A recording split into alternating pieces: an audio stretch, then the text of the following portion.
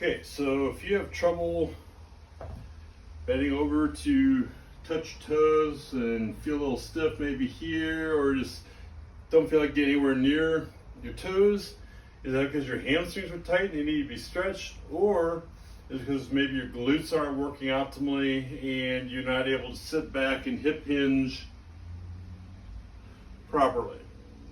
Okay, so I'll show you a couple of quick, easy ways you can work on that. A couple of easy stretches, but also if you're not sure if it's because your hamstrings are really tight, you can sit down on the floor with your legs out in front of you.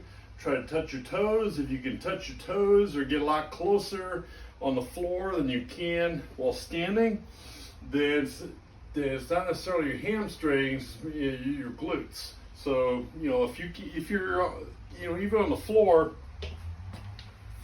if you get down in this position here, and then yes, you may have some tight hamstrings that may need some work. But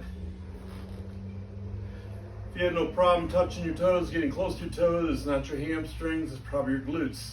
And I'll show you a quick, easy way to work on that. Okay, so your glutes and your hamstrings work together in most everything. It's really hard to separate the glutes from the hamstrings. So for example, hip extension, when you run or something like that, glutes and hamstrings working together as a unit. So something simple, take a kettlebell or just a light dumbbell, it doesn't be either one, and hit your feet maybe shoulder width or maybe hip width apart. Start with the weight at the top, then slowly bend the weight towards the floor. So I'm going to sit my butt back. So I slowly go to the floor about halfway between my toes and my heels, slowly come back up. And I'm just going to repeat that. So my knees aren't locked, they're kind of soft. They're not bent a lot, but they're not locked either. And you really don't need to lock your knees on this one, but I'm using a fairly light weight, in this case 20 pounds, and depending on your size and strength, maybe you use a little more or a little less. And again, it's not about the amount of the weight, it's about the weight shift. So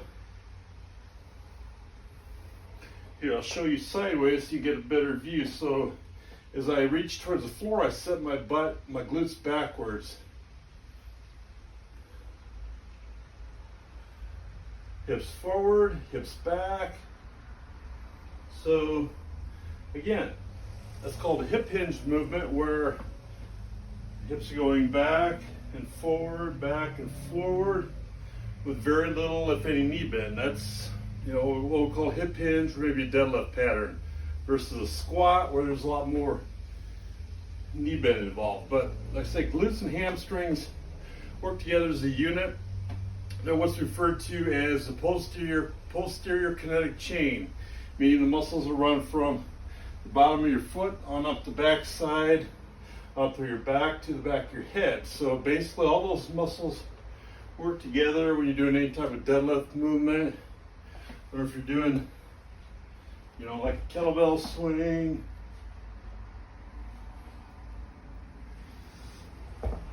But you need those muscles in behind to be strength to balance out the ones on the front. Just because they're, again, unless you spend a lot of time working on those muscles in back, they're going to naturally get weak.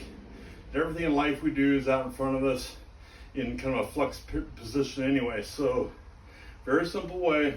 And so you can use this also just kind of a warm up just before your exercise. You're going to work your lower body. Again, reach towards the floor. If it doesn't go all the way to the floor, that's okay. Let it go as far as it'll go comfortably. And after the first 3 or 4, then gradually try to do a little bit more of a stretch. But it shouldn't be forceful stretch. You shouldn't feel like it's straining. That's not the best way to do it. And hey, after you do this for a while, and maybe you do this 1 or 2 times, then you want to go up slightly in weight. Do the same thing again. Start up, reach the weight towards the middle between the heel and the toe, and back. So Easier to do it this way. Start at the top, sit back. Start at the top, sit back, and lower down. And yes, I've got a little soft bend, and that's okay because, you know, almost nothing you do in life, you're going to have your knees perfectly straight and stiff. So we want a little bit of bend there. It's just kind of natural. This is a very simple way both to stretch your glutes and your hamstrings before exercise, if you want to increase the flexibility, or there again, just to make sure your glutes are working optimally. Because if your glutes don't sit back, they don't do that hip hinge, then your hamstring has to do more work, and that's not a good thing. That's not what it's designed to do. They're designed to work together, and the glute is big boy. It's the strongest muscle for a reason.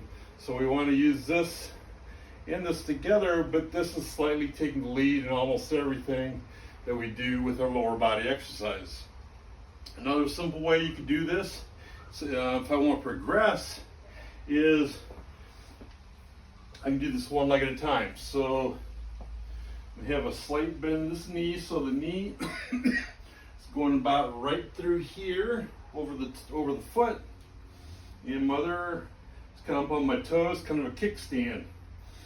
And so just right here, I can start to automatically feel the pressure here, tension here, and that's what we're going for. We want to feel that tension here in the glute. Again, strongest muscle in our body. You want to be able to create tension there. And slowly lower down, slowly reverse. So, okay, and I worked my glutes yesterday, so yes, I still feel this today. But, interesting words there, but I should feel all this in the glutes and hamstrings kind of as a unit. I shouldn't feel, if you're feeling it more in the hamstrings, again, your glutes aren't working as well as they should, and you may have to focus on sitting back further until you can feel these guys work, because they're, again, strongest muscle in your body.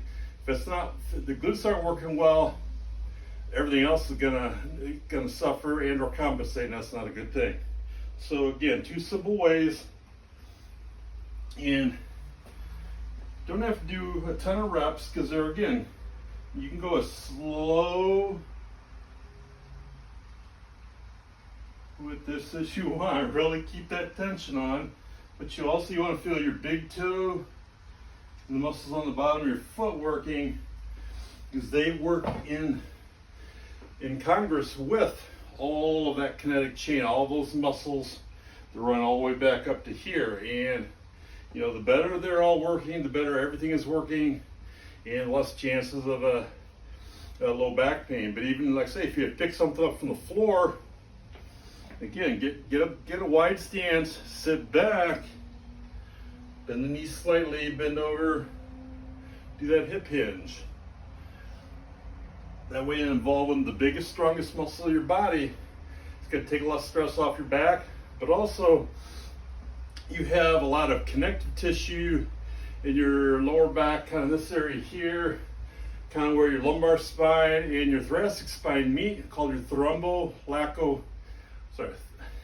lumbar thoraco fascia, or connective tissue. And if you see in anatomy books, you see a lot of white right in there. That's that thick connective tissue, which is very strong, and it provides a lot of support and stability, but it connects with your glutes. So if I sit back like this, and if I got tension in my glutes, that's providing traction on both, not just the muscles, but that connective tissue, that fascia, which gives you a lot of strength and stability.